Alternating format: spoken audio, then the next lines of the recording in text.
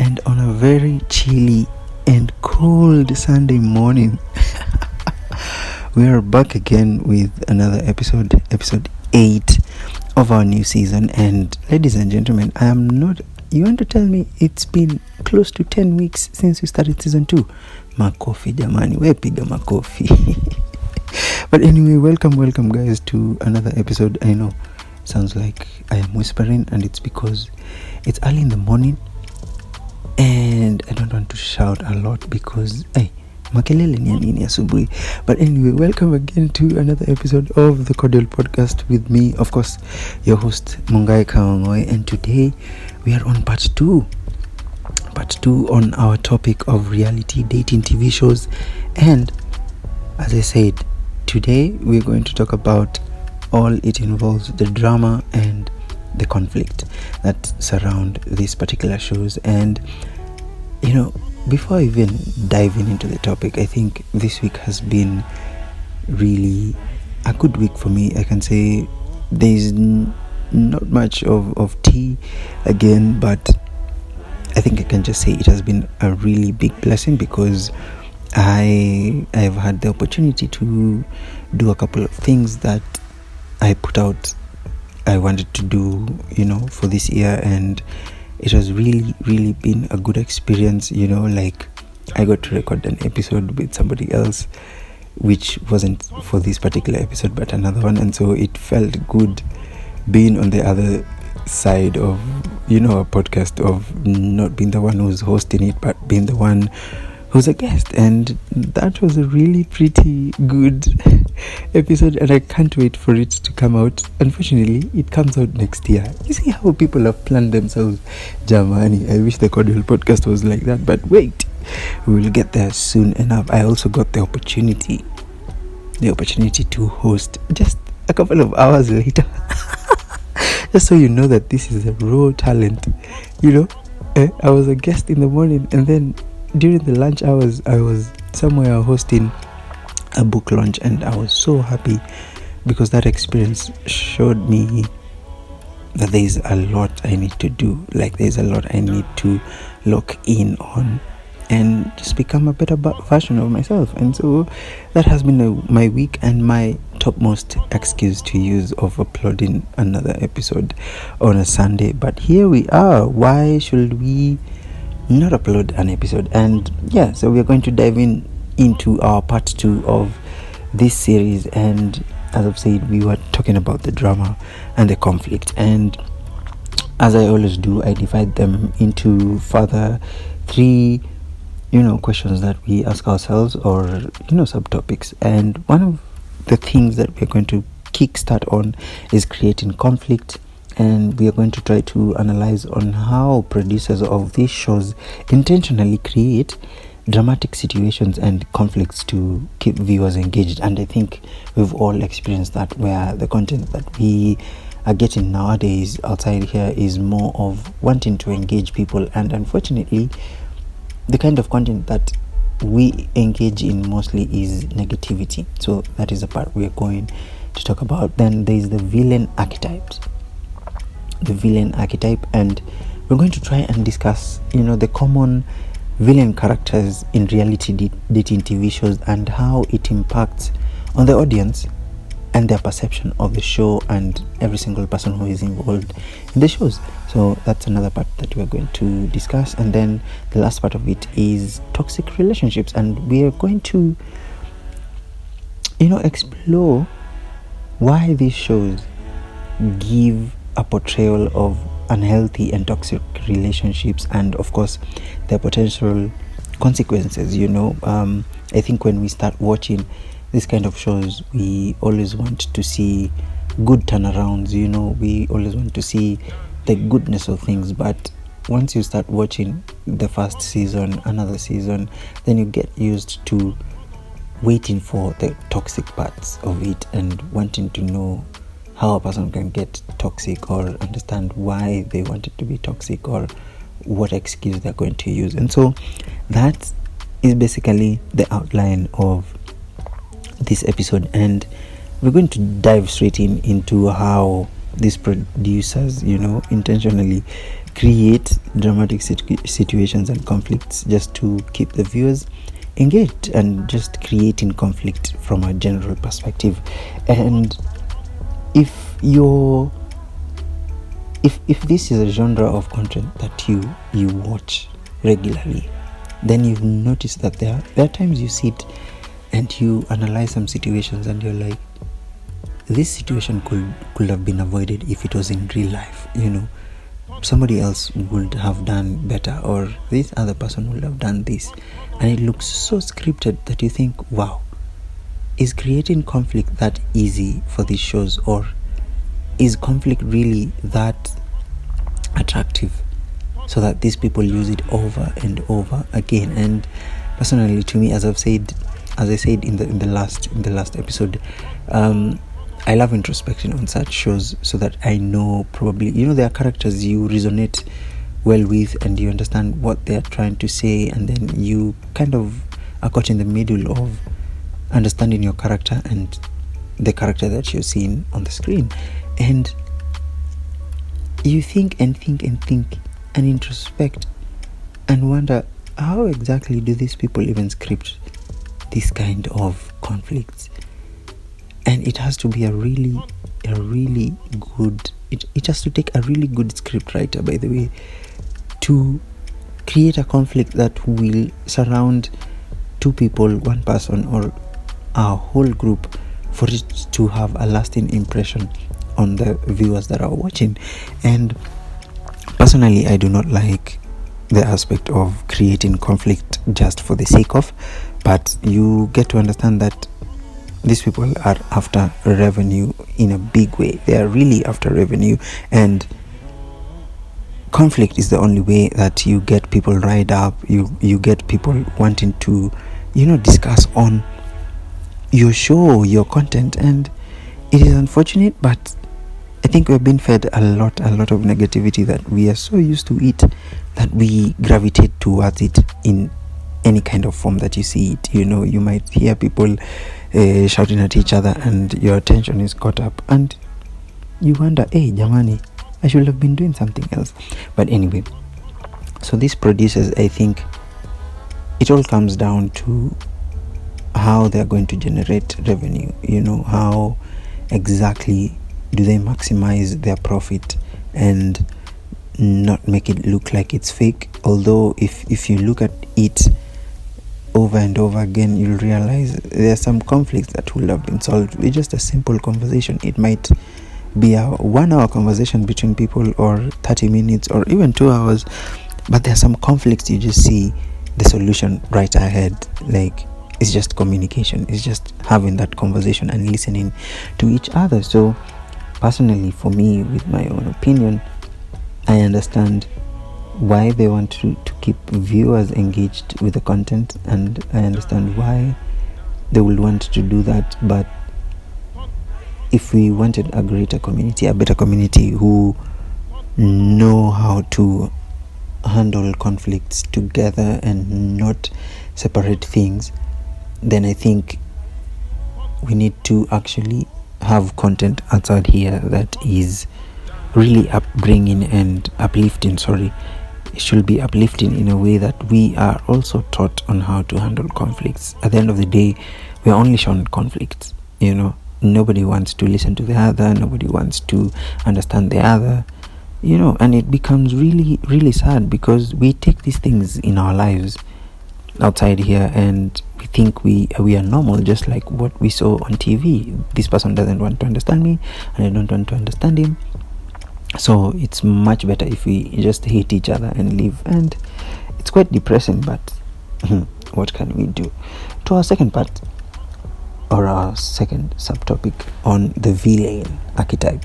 And as I said, we are going to discuss the common villain, character, and how it is perceived on the shows, and how the audience perceives the impact that the villain brings in to the shows. And if you're a person who watches content that varies from genre to genre.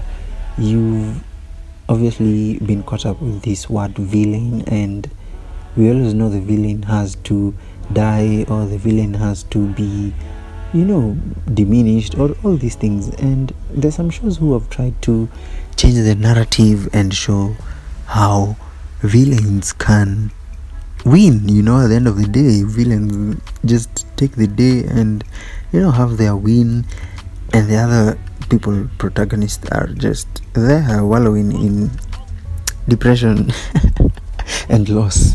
But when it comes to reality dating TV shows, from my own perspective and what I've seen, is there is always that one person who's out there to be the villain. There's always that one person. You cannot even understand how they have such characters. Of course, there are such characters in the outside world, but I really applaud the producers and the people who do these interviews to get these people on these reality dating TV shows, on getting people who can actually become villains. Like everybody, the audience, even the cast themselves can just look at this person and say, hey, Jamani, this is too much. Like you're too much. You have no remorse over the actions that you take. You have no remorse on the things that you say to people. And you wonder, how exactly do they interview such people to now get the good perspective of it, where they want to show that this person is a villain, or how they maximize the efforts of having a villain character in every cast member that they bring on, because I think they prey on your insecurities, or they prey on your inadequacies, and they decide to use that particular thing and create a situation out of it where you can be seen as a villain. So it takes a lot to actually see through all these things, because anybody can become a villain, because all villains think they are right. They think they have a different way of viewing things, and they should be listened to, and people should follow them, or people should worship them in some kind of way, because they are better than anyone else. That's the mindset. And so I think for us as the audience, when it comes to the villains that we see everywhere or in every kind of content, I think the first thought that comes to mind is hate, or not wanting to even interact with such a character in real life. And you have this way of thinking where this kind of character cannot survive in the real world. And then later on, when you get to listen to their stories and all these explanations that they give, or how they handle situations in the shows, you start to understand them, and probably accord them grace in some way, to just to know that they didn't really want to be villains in their lives, or how they handle things and situations around the show and their outside life. But you get to understand that it was still community that brought about all these things. It was still the people inside the environment they were in that led them to become villains, and for people to see them as villains. And we still have to agree that the script writers are always on spot when they're trying to create that villain archetype. And it's funny for me. I laugh sometimes, because I'm like, nah, you cannot really be this bad even when it comes to the outside life. Have you not learned anything? So yeah, that's the bit of the villain. And then now to our last part, of course, the toxic relationships that we see on these shows. So even trying to explore how they are portrayed on these shows is a bit tough, because there are times you see the interactions that are toxic, and you might relate to them in your own life, or vertical ground, and you see, this is how people handle relationships. This is how people are getting used to being toxic in relationships and not wanting to change or become better. And these shows are a perfect example of showing how people are toxic to themselves first, because they obviously have the source itself from within them, and then how it brings out to other people. And wanting to be just them and toxic. But we also have to agree that all these unhealthy relationships that we see really affect us and our mindsets and thinking if we are ever going to get people who are healthy, people who think healthily and don't want to always be caught up in some kind of drama or some kind of toxic situation that would have been solved if both of the people in the situation were healthy in how they think about things, in how they process situations, in how they appreciate other people and just want a healthy surrounding around them. And it's funny that we are always attracted to the toxic relationships just to watch them and see how people interact with each other. They hate each other, words are thrown at each other, and then the next minute they're loving each other, and then the other minute they're back to it. It's really funny. To me, I always laugh because I always envision that I'll always be in a healthy, relationship. And I try as much as possible to create an environment where the other person knows this is what we are trying to create. It has to be healthy. We might not be perfect in how we handle things, but we can get there, together, because you're two different people trying to get to know each other and trying to find similarities that will bring you together and make you stay together. But in between you find yourself, this other person doesn't want to listen. You on the other hand are full of ego. You cannot even let it down, and you wonder how exactly are you going to create this healthy relationship that you admire or want to have in your life. And then it hits you that it takes a lot. It takes a lot to build a healthy relationship, and that's why we have all this content of being shown to us that people out here are toxic. That word has been thrown about here and there, toxic. If you try and argue about your views, you'll be called toxic. And I'm like, hey, Jamani, you've not even listened to me completely. Why exactly are you calling me toxic? Because to actually call somebody toxic, it means they are in a state where they don't listen. They want the things going their way. They want to be better than everyone else. They want to be recognized as better than everyone else. And it's a whole lot to call somebody toxic just from a conversation that was distorted by somebody who else doesn't want to listen.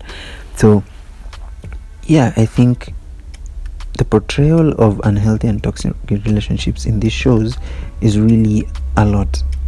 It's a lot to even take in. Unfortunately, when it comes to content and you've watched it and listened to it, it affects you.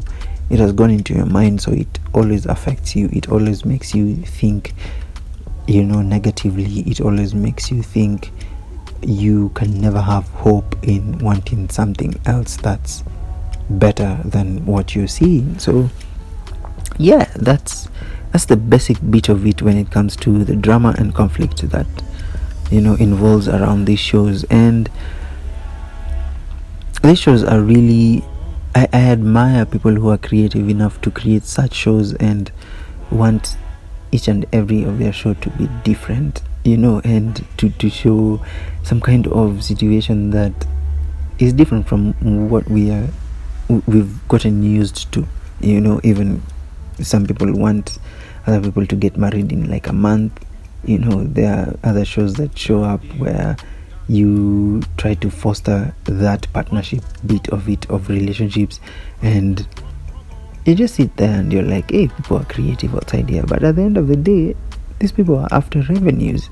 And so in our part 3 next, on our next episode, of course, we are going to talk about the aftermath and the impact that these shows bring into our society and the genres that we gravitate towards, and of course the reality of reality TV shows. And I know we have to discuss these things, because what better way of understanding ourselves than analyzing what we watch or what we feed ourselves with, So it has been a pleasure, guys. This has been episode 8, and it has been a long week, but I hope this content has been fair and enough for you to listen through it. Thank you very much. I appreciate you for listening from minute 1 to minute 20. So it has been a pleasure, guys. Thank you very much for tuning in. Please, as I always remind you, do not share this episode, because it is supposed to be for you alone.